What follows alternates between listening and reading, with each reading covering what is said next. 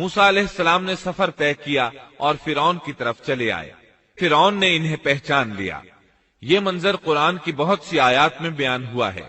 اللہ نے فرمایا، ہرگز ایسا نہ ہوگا، تم دونوں ہماری نشانیاں لے کر جاؤ، ہم خود سننے والے تمہارے ساتھ ہیں۔ فرعون نے موسیٰ علیہ السلام کو پہچان لیا، کہنے لگا تو موسیٰ ہے؟ جواب ملا ہاں۔ فرعون نے جو کچھ کہا سورۃ الشعراء آیت 18 تا 22 میں ہے۔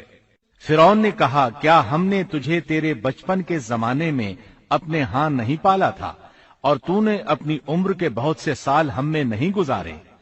پھر تو اپنا وہ کام کر گیا جو کر گیا، اور تو ناشکروں میں سے ہے۔ موسیٰ نے جواب دیا، میں نے یہ کام اس وقت کیا تھا جب میں راستہ بھولے ہوئے لوگوں میں سے تھا، پھر تم سے خوف کھا کر میں بھاگ گیا، پھر مجھے میرے رب نے حکم اور علم دیا اور مجھے اپنے پیغمبروں میں سے کر دیا۔ مجھ پر کیا تیرا یہی احسان ہے جسے تو جتا رہا ہے کہ تو نے بنی اسرائیل کو غلام بنا رکھا ہے؟ موسیٰ علیہ السلام نے یہ باتیں فرعون سے پورے رعب اور دبدبے سے کہیں۔ تب فرعون بولا، وما رب العالمین، وہ رب کون ہے جس کی طرف تو ہمیں بلانا چاہتا ہے؟ موسیٰ علیہ السلام نے فرمایا، وہ آسمانوں اور زمین اور ان کے درمیان کی تمام چیزوں کا رب ہے، اگر تم یقین رکھنے والے ہو۔ یہ باتیں موسیٰ علیہ السلام نے فرعون کے دربار میں سرے عام تمام لوگوں کو مخاطب کر کے کہی تھیں۔ آپ کی بات کا فرعون نے جو جواب دیا وہ سورۃ الشعراء آیت 25 تا 28 میں ہے۔ فرعون نے اپنے ارد گرد والوں سے کہا، کیا تم سن نہیں رہے؟ موسیٰ نے فرمایا، وہ تمہارا اور تمہارے اگلے باپ دادوں کا پروردگار ہے۔ فرعون نے کہا، لوگو تمہارا یہ رسول جو تمہاری طرف بھیجا گیا ہے یہ تو یقیناً دیوانہ ہے۔ کہ سب یعنی 40 جادوگر جمع ہو گئے، پھر میدان میں آئے۔ موسیٰ علیہ السلام نے انہیں جن الفاظ میں ڈرایا وہ سورہ طٰہٰ آیت 61 میں آئے ہیں۔ موسیٰ نے ان سے کہا، تمہاری شامت آ چکی ہے، اللہ تعالیٰ پر جھوٹ اور افتراء نہ باندھو، کہیں اللہ تمہیں کسی قسم کی سزا سے نیست و نابود نہ کر دے، اور جو جھوٹ باندھتا ہے وہ بالآخر ناکام ہی رہتا ہے۔ جادوگروں نے یہ سن کر چہمے گوئیاں شروع کر دیں۔ ان کو لوگ تو سن رہے تھے لیکن فرعون نہیں سن رہا تھا۔ سورہ طٰہٰ آیت 62 میں ہے۔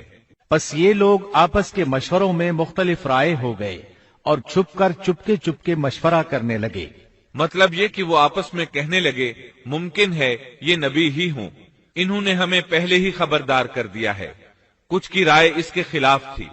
پھر صلاح مشورے کے بعد یہ سب فرعون کے پاس آئے اور کہنے لگے، اگر ہم غالب آ گئے تو کیا ہمیں کوئی بڑا صلہ اور انعام بھی ملے گا؟ جواب میں فرعون نے کہا، ہاں، بلکہ اس سے بڑھ کر یہ کہ تم اس صورت میں ہمارے مقرب لوگوں میں داخل ہو جاؤ گے۔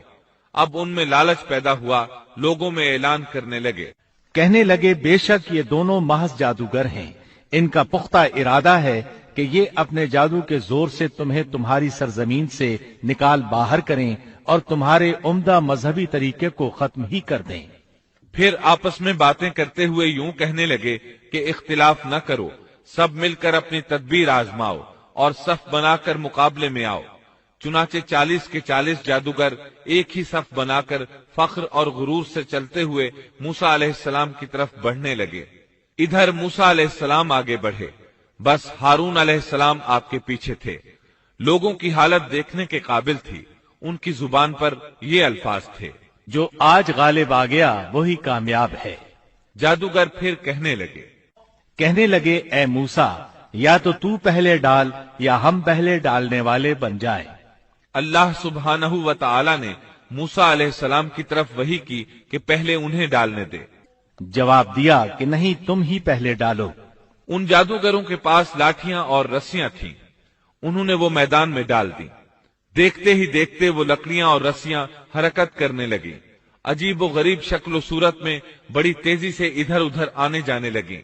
سورہ طٰہٰ آیت 66 میں اللہ تعالیٰ فرماتے ہیں، اب تو موسیٰ کو یہ خیال گزرنے لگا کہ ان کی رسیاں اور لکڑیاں ان کے جادو کے زور سے دوڑ بھاگ رہی ہیں۔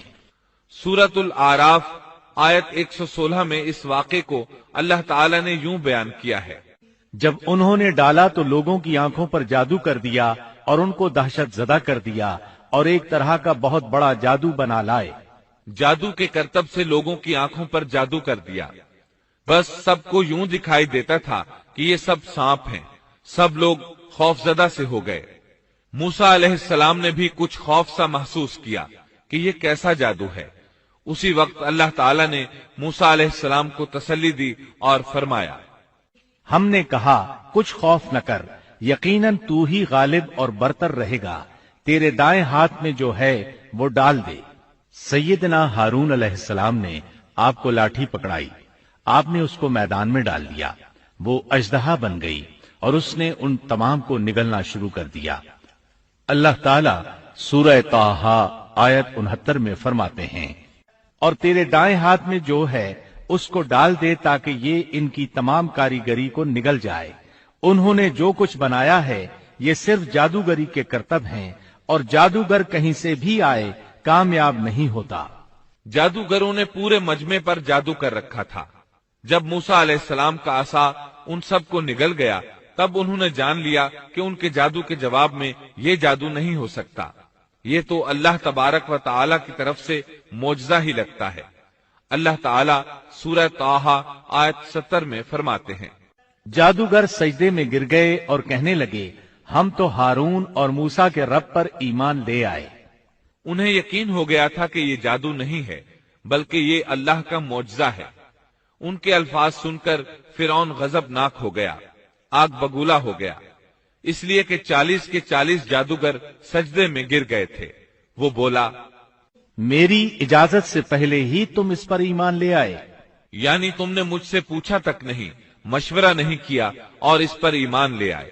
بے شک یہی تمہارا وہ بڑا بزرگ ہے جس نے تمہیں جادو سکھایا ہے۔ مطلب یہ کہ یہ تمہارا استاد ہے اور تمہارا یہ پہلے سے طے شدہ پروگرام تھا۔ چنانچہ وہ کہنے لگا، بے شک یہ ایک سازش تھی جس پر تم نے اس شہر میں عمل کیا تاکہ تم سب اس شہر سے یہاں کے رہنے والوں کو باہر نکال دو۔ اب وہ انہیں دھمکیاں دینے پر اتر آیا، جیسا کہ سورہ طٰہٰ آیت 71 میں ہے، سن لو، میں تم سب کے ہاتھ اور پاؤں مخالف سمتوں میں کٹوا کر تم سب کو کھجوروں کے تنوں پر لٹکوا دوں گا، اور تمہیں معلوم ہو جائے گا کہ ہم دونوں میں سے کس کا عذاب زیادہ سخت اور دیر پا ہے۔ اس پر جادوگروں نے جو جواب دیا وہ سورہ طٰہٰ آیت 72 میں آیا ہے، ان لوگوں نے جواب دیا کہ ہم ان دلائل اور اس ذات کے مقابلے میں تجھے کبھی ترجیح نہیں دیں گے جس نے ہمیں پیدا کیا ہے۔ تجھے جو کرنا ہے دل کھول کر کر ڈال، تو سوائے اس کے کہ اس دنیاوی زندگی میں کچھ کر لے اور کر بھی کیا سکتا ہے۔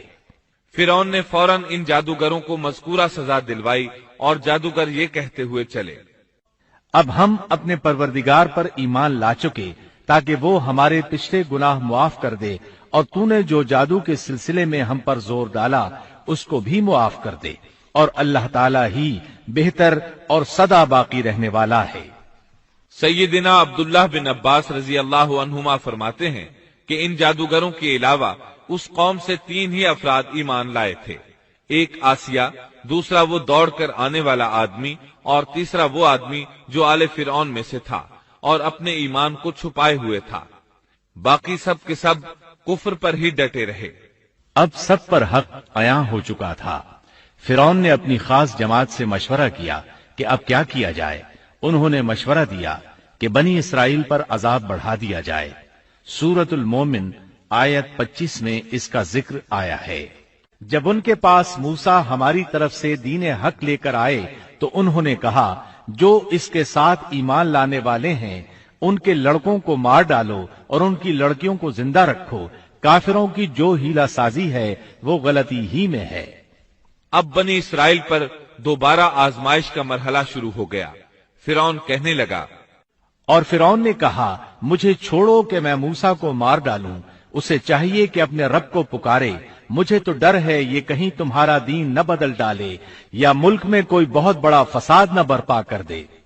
اس کی ان باتوں اور ارادہ قتل کے مقابلے میں موسیٰ علیہ السلام اللہ تعالیٰ سے یوں دعا مانگتے ہیں، موسیٰ نے کہا، میں اپنے اور تمہارے رب کی پناہ میں آتا ہوں ہر اس تکبر کرنے والے شخص سے جو روز حساب پر ایمان نہیں رکھتا۔ آل فرعون میں سے ایک آدمی جو پوشیدہ طور پر ایمان لا چکا تھا فوراً اس معاملے میں دخل دیتا ہے۔ اور ایک مومن شخص نے جو فرعون کے خاندان میں سے تھا اور اپنا ایمان چھپائے ہوئے تھا کہا کہ کیا تم ایک شخص کو محض اس بات پر قتل کرتے ہو کہ وہ کہتا ہے میرا رب اللہ ہے اور تمہارے رب کی طرف سے دلیلیں لے کر آیا ہے؟ وہ انہیں دعوت دیتا ہے اور یہ وقت دعوت کا کتنا عظیم وقت ہے۔ اس نے کہا اس آدمی کی پیروی کرو۔ پھر فرعون کو اللہ تعالیٰ کی نعمتیں یاد دلاتا ہے، نبی کی مخالفت سے روکتا ہے۔ آخرکار فرعون اسے بھی مار ڈالنے پر تل جاتا ہے، لیکن اللہ تعالیٰ اسے بچا لیتے ہیں، جیسا کہ سورۃ المومن آیت 45 میں ہے۔ پس اللہ تعالیٰ نے اسے تمام برائیوں سے محفوظ رکھا جو ان لوگوں نے سوچ رکھی تھیں، اور فرعون والوں پر بری طرح کا عذاب الٹ دیا۔ سبيل الدموع سبيل مريح تنهد يا صاحي كي تستريح وغص الدعاء الخفي الصريح يسعى